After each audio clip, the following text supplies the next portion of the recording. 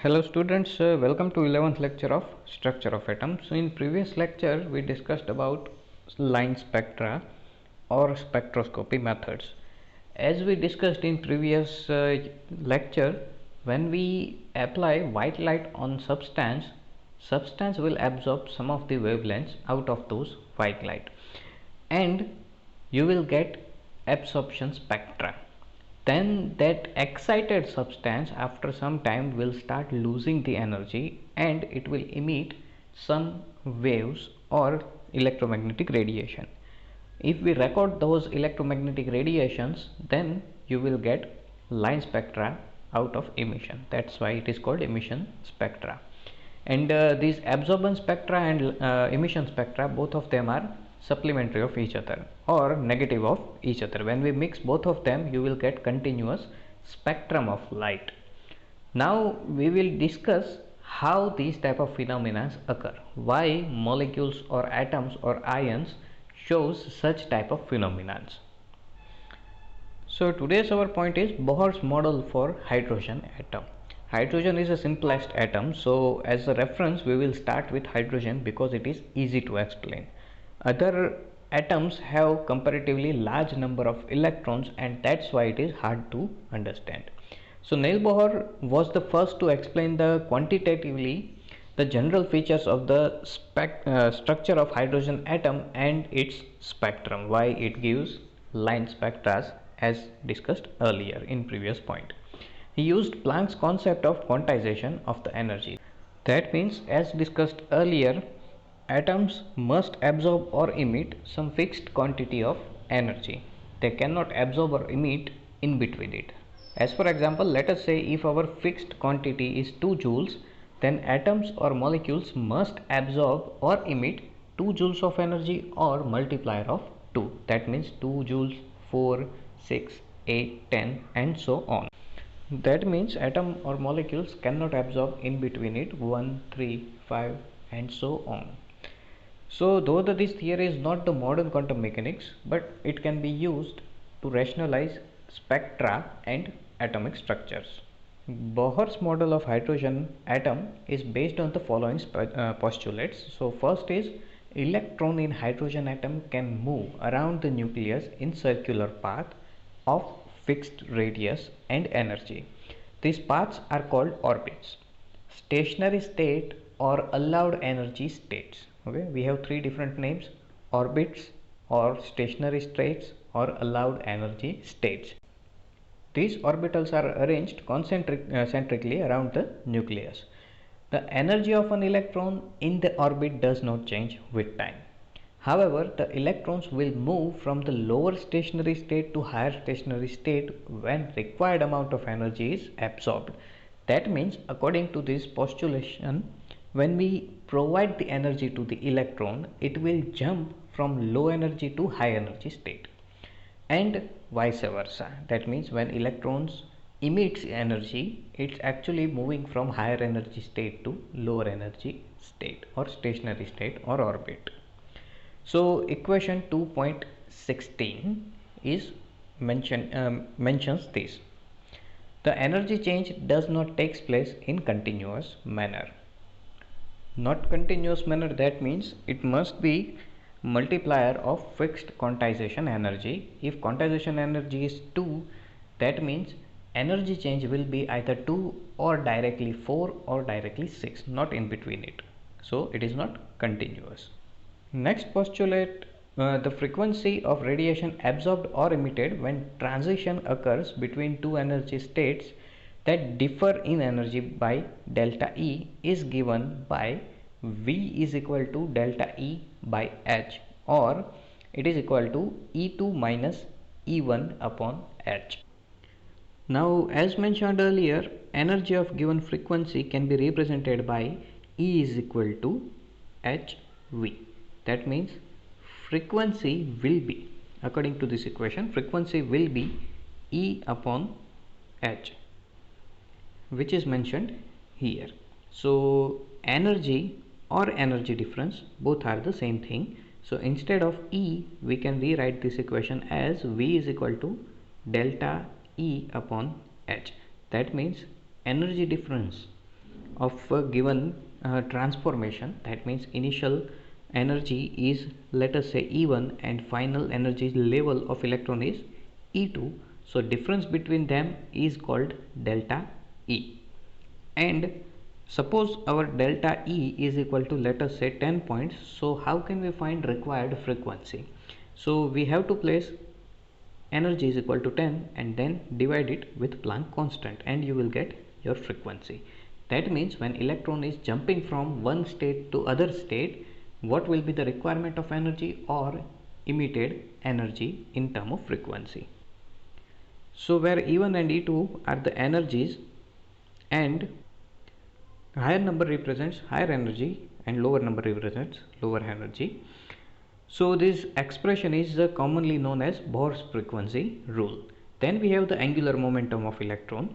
So angular momentum of electron is quantized. In the given stationary state, it can be expressed as the equation 2.11, which is MEVR is equal to n into h upon 2 pi, where n must be integer value 1, 2, 3 and so on. In this equation, me is the mass of electron, v is the velocity, r is the radius in which electron is radius of orbit in which electron is rotating. And here some details about angular momentum is mentioned. Simply, angular momentum is produced because of electron which is rotating in circular motion according to this postulates. So if something is moving in circular motion, it generates angular momentum. So from this postulate, the electron can only move on those orbit of which its angular momentum is integral multiplier of h by 2 pi. That means angular momentum is quantized. So as mentioned earlier, we need fixed quantity to call it quantized. So as you can see, it is in this case angular momentum is a multiplier of h upon 2 pi, so it is quantized. It cannot be in between. So radiation is emitted or absorbed only when transmission of electron takes place from one transition value to angular momentum to another. Let us say this is our atom. At the center we have positively charged nucleus and our electron is present here in first orbit. This will be our second orbit. So energy of first orbit is, let us say, E1, or electron present in first orbit has E1 energy, and if it needs to be transferred into second orbit, it should be equal to E2. Energy of electron should be equal to E2. So let us say difference of energy between them is E2 minus E1, and we can represent it as delta E. Let us assume delta E is equal to 10 points of energy or 10 joules of energy. So this electron must absorb 10 joules of energy to shift from first orbit to second orbit. Now problem is electron cannot absorb less than that. That means it cannot absorb 9 points of energy and still it can be remain in first orbit. If you provide it 9 points of energy, no energy absorbance will occur. Suppose we applied electromagnetic radiation of 9 points of energy. This electromagnetic radiation will pass through the atom without any kind of absorbance, because as mentioned earlier, quantized energy, okay, it cannot absorb in between it. So similarly, if provided energy value is, let us say, 13 points, our requirement is 10 points, and if you provide 13 points, it must absorb 10 points of energy out of 13. That means it will absorb 10 points of energy. This electron will absorb only 10 points of energy out of 13, and it will shift from first orbit to second orbit. So now position of electron will be here, okay, and when it returns to its original state, that means second orbit to first orbit, it will emit that absorbed energy. So when it is jumping from low energy to high energy, it will absorb the energy, and when it jumps from high energy to low energy, it will emit the energy. Now when electron jumps from 1 to 2, or low to high or high to low, or from any one of the state to other state, only then energy is able to absorbed. It will be absorbed. That means if you provide comparatively less energy than requirement for the jumping, then no absorbance of energy will occur. That radiation will pass through the atom without any absorbance. Therefore, Maxwell's electromagnetic theory does not apply here, that is which why only certain fixed orbitals are allowed. So details regarding to the deviation of the energy of the stationary states used by Bohr are quite complicated and will be discussed in higher classes. However, according to Bohr's theory, the hydrogen atom, that means simplest one, we will discuss about the simplest atom. First, stationary state of electrons are numbered, n is equal to 1, 2, 3 and so on. These integral numbers are known as principal quantum numbers. We will discuss about these principal quantum numbers in upcoming section. The radii of stationary states are expressed as Rn, where n is represents the principal quantum number, that means 1, 2, 3, 4, 5 and so on, is equal to n square A0, where A0 is 52.9 pm.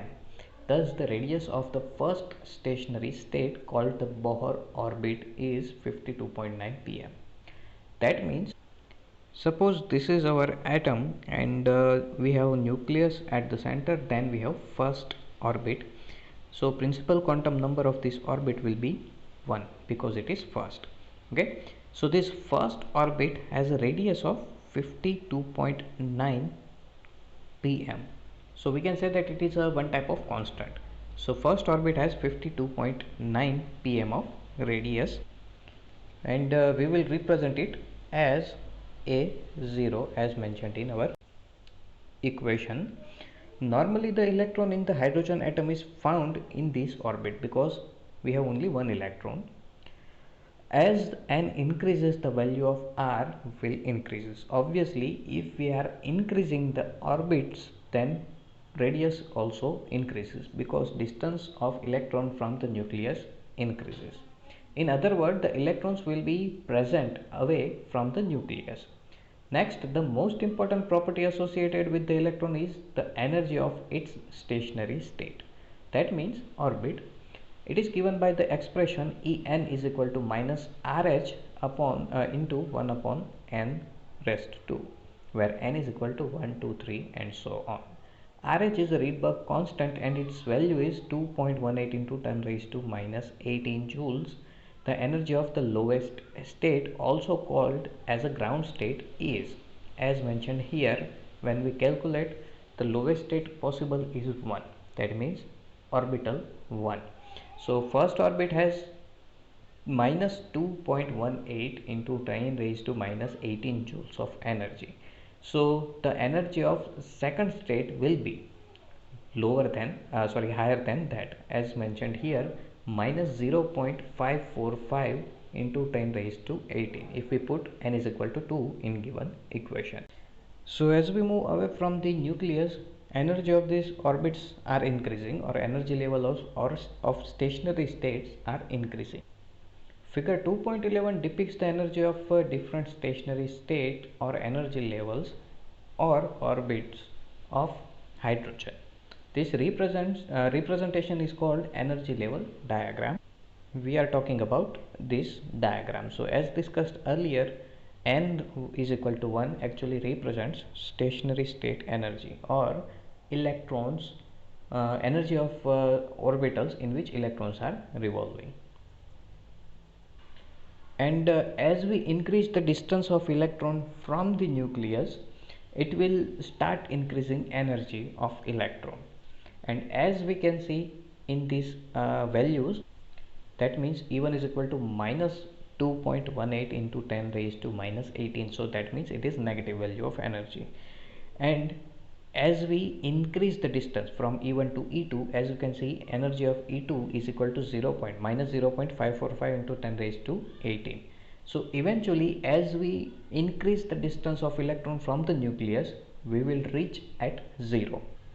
That means when the electron is free from the influence of nucleus, the energy is taken as 0. The electron in this situation is associated with the stationary state of principal quantum number n is equal to infinity. Or in simpler manner, we can say that distance of nucleus and electron is infinity, or in more simpler word, it is free from, both of them are free from each other's effect. No attraction or repulsion occurs between electron and nucleus. At that time, energy of electron will be considered as 0.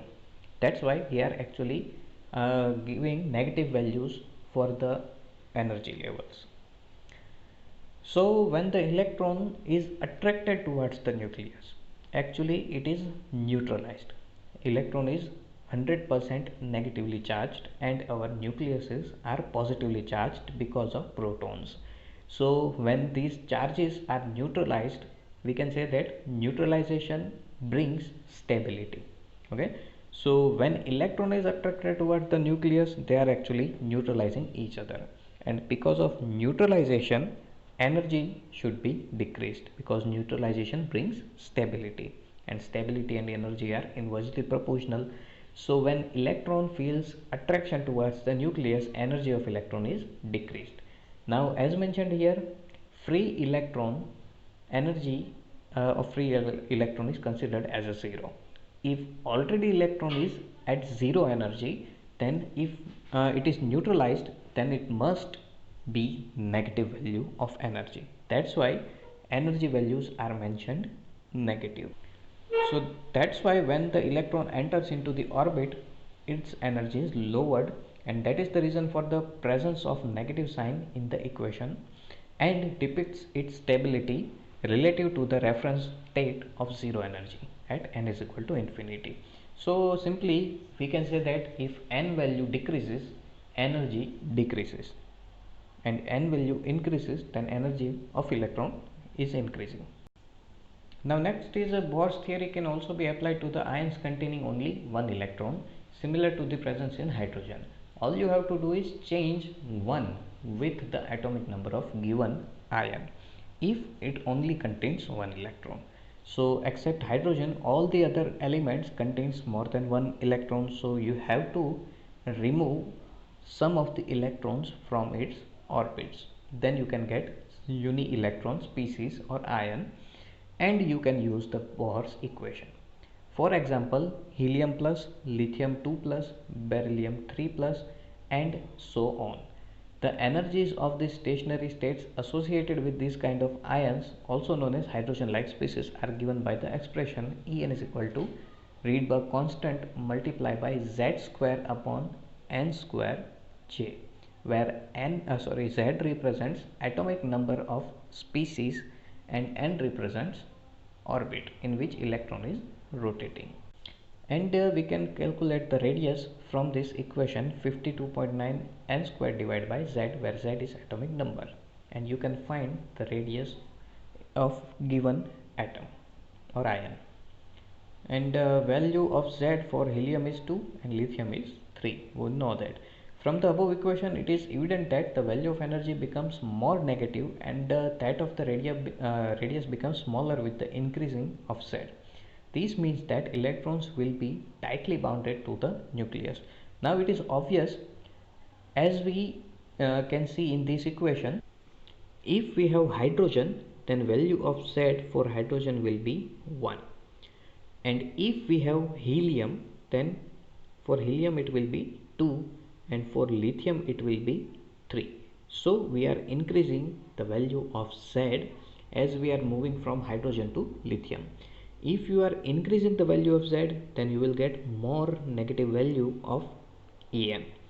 More negative value represents more stronger attraction between the nucleus and electron, and it is obvious because in case of hydrogen we have only one proton attracting one electron, but in case of helium we have two protons attracting one electron, because we are talking about helium plus ion. And similarly for lithium we have three protons attracting one electron. So obviously this attraction will be strongest, and that's why you will get more lower energy if we place Z is equal to 3 in this equation. So it represents electrons are more tightly held with the nucleus. And last one is, it is also possible to calculate the velocities of the electron moving in these orbits. Although the precise equation is not given here, quantitatively the magnitude of velocity of electron increases with the increase of positive charge on the nucleus and the decrease with increasing principal quantum number. That means, let us say first we talk about hydrogen. So in case of hydrogen, this is our nucleus and this will be our first orbit. So in first orbit, if electron is present, then the velocity of electron will be comparatively faster than electron present in second orbit. Suppose velocity of this electron is v1 and velocity of this electron which is present in second orbit, it is v2, then v1 is greater than v2. In this case, at the center we have only one proton. Now second case, suppose we have two different atoms. In first atom we have one proton at the center, that's why +1 charge, and in second we have three protons at the center, that means +3 charge, and both of them contains only one electron in 1s orbit. Okay, so what is going on here? Electron of first atom will feel comparatively lower attraction than electron of second atom.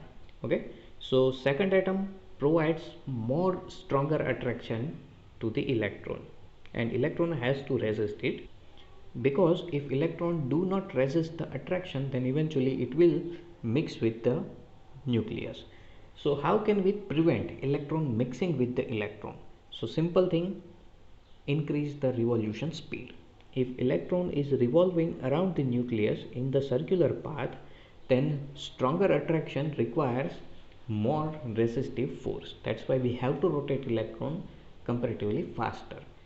Faster rotating electron will try to move away from the center. As for example, suppose example of merry-go-round. Suppose we have a merry-go-round and initially it is in stationary state, and this is the distance of, let us say, children seated in the merry-go-round. Right now velocity of merry-go-round is 0, that means it is not rotating. When the merry-go-round starts rotating, children will move away from the center, so this distance will increase. When it is rotating, this will be our distance. Okay, so when you rotate something around the axis, it will try to move away from the center. Okay, so as we can see in this image, because of rotational speed, these children are moving away from the center. It is called centrifugal force. Okay, so because of centrifugal force, that means force moving against the center. Okay, it is a moving target or substance against the center because of rotational speed or angular momentum. And it is the reason why roller coaster sticks with the tracks, even if it is defying gravity, but it requires speed. If speed becomes 0, then it will follow the gravity, and if sufficient speed is applied, then applied centrifugal force will be comparatively more than gravity. That's why these type of roller coasters can run.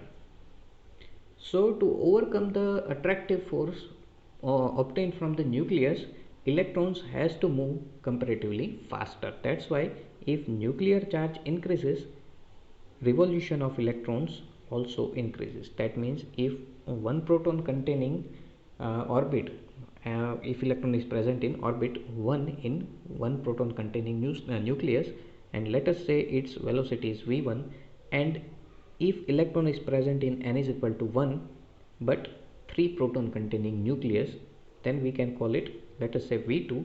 In this case, v2 is greater than v1.